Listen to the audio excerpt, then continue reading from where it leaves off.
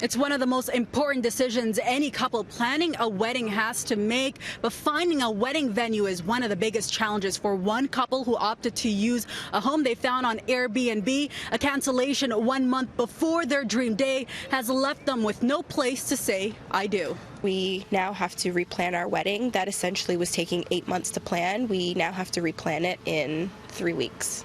The couple based in Hamilton got engaged at the start of the year and hit the ground running, planning their dream day for August 25th. They say they had difficulty finding a venue in such short time, so looked for alternatives, finding this bridal path home in North Toronto on the short-term rental site Airbnb. The owners touted it as a, quote, paradise home that is stunning for, among other things, wedding events and birthday parties. Perfect for the couple. We exchanged some text messages explaining the details of what we're looking to be able to do, like having a tent and catering and all that sort of thing, and they didn't seem to have any problem with that. They say they paid half of the nearly $3,800 payment as a deposit for a 2-night stay on January 15th, telling the owners they would be staying in the home with another couple and hosting their wedding in their backyard with about 100 guests.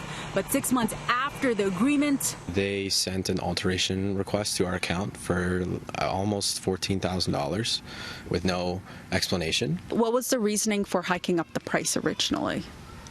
It had to do with the cost of the mortgage was what their initial excuse was, but they kept changing the reason as time went on and as we kind of refuted the reasons that they were giving us for changing the price, and it just got to the point where it didn't seem like they could be reasoned with it anymore, so we asked Airbnb to cancel it.